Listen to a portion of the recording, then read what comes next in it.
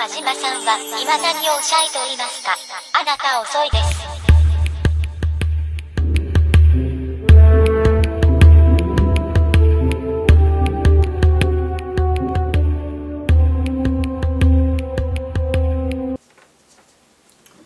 The Guardians of the Universe, Marvel's supreme and superb next comic book adventure. This is so beautifully well done.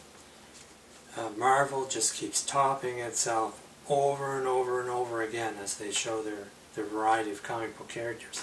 Although I would like to see Daredevil again, I'm a major fan of the Daredevil movie, and I thought Ben Affleck pulled it off perfectly.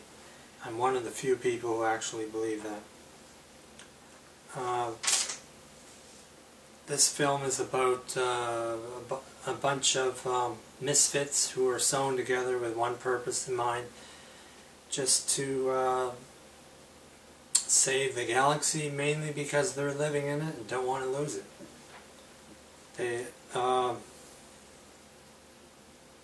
The audience in this film, this is the second time I've ever seen this happen, actually clapped.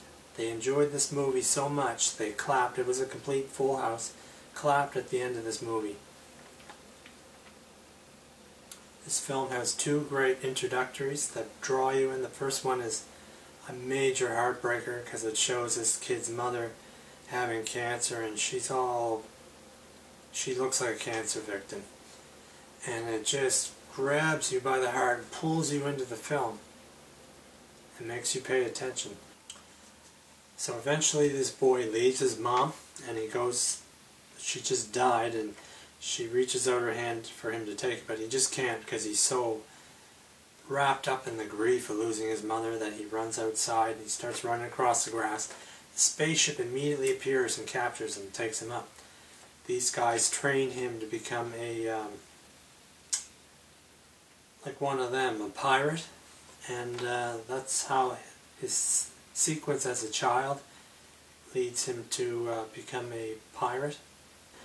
And the second scene that leads from this is where he's a grown man at this time, and apparently it's sort of Indiana Jones type of character. He's walking through this temple. They're playing this wonderful background music that apparently he's listening at the same time, and they choreographic his body movements to the music splendidly and perfectly. It's just so well done. You'll absolutely love it, and it draws you into his character and the entire rest of the movie, and it's just like a big straight ride through. What happens in the film is that he meets up with two guys, a giant tree and a raccoon that doesn't really know what a raccoon is. This raccoon has been operated on and taken apart and put back together several times as, I don't know, some type of science experiment to build an artificial or highly intelligent or highly strong raccoon. I don't know, but this raccoon is extremely messed up, and there's a lot of talk about his having a dirty mouth and cursing and swearing. Doesn't happen in this film. Don't worry about that if you don't like that kind of thing. The critics got that wrong. I don't know why they would say that, but I mean, he is a tough character. He's the toughest character. And in fact, the raccoon is the most popular character for the audience that I was with, which was mainly just about entirely all university students. The girls loved this raccoon. Every time he was on stage, I would hear, "Oh, look how cute he is and how adorable," but he was the most popular character in this movie. You'll see why when you see this film.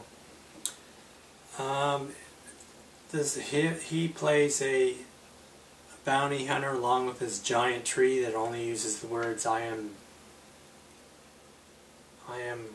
Dwoob or Whoop or something. I can't remember the word, but I can't remember it at the moment. But every time he says that, the raccoon knows exactly what he's talking about and can translate that into an actual sentence, but that's the only sentence that everybody else hears. There's also this really large guy with red markings on his chest and body. I don't know if it's his kind has that, or maybe they are tattoos. But he doesn't know what a metaphor is, and it makes for massive amounts of humor, because when he hears somebody say something to him, he thinks they're actually saying that. If he was told to go skip a rope, he would figure, well, why do you want me to pick up a rope and skip with it? It led to all kinds of humorous situations. There's a female who's an assassin that doesn't want to be an assassin, but her sister, her twin sister, who was turned into an assassin as well, does want to be an assassin. These two girls were operated on to be changed into, or to be enhanced in different ways to be perfected as assassins. The story's about a rebellious leader who wants to take his small group of army and actually use subterfuge to take over a bigger army. So he kind of allies himself with this bigger army, pretending that he's working with them when actually he's plotting against them. They're all trying to grab this Power Stone, which you've also seen inside the Avengers movie and what's the other film? It also appeared in Captain America. Remember that thing they dropped in the ocean during the first Captain America film? He got kicked out of the plane before Captain America crashed into the Arctic. Well, these rocks or stones that have all this power, like in the Avengers movie, you just saw the stone become like gas, like a red type of gas. It's all in this movie, along with the Collector, who eventually gets these stones. There are apparently 7 of these stones, and one of them, this enemy in the Guardian of the Galaxy, the guy who wants to take over, is trying to obtain one of these stones.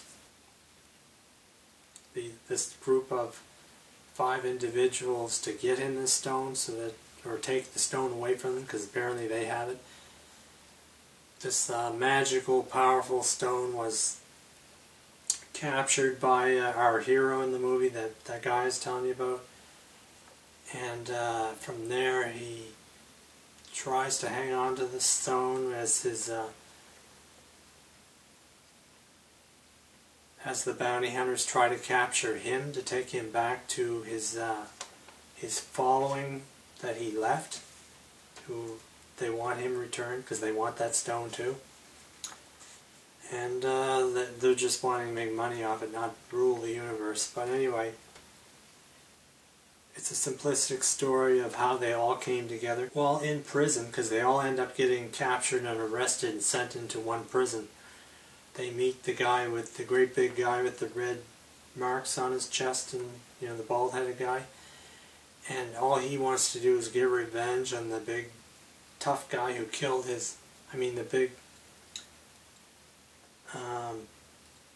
bad guy, I guess I'll call him, who's trying to take over the universe from another guy. But he wants to kill this guy so much that he joins up with those 4, and they form a union to get out of prison and then go after this other guy who's trying to capture the stone and knock him out of service.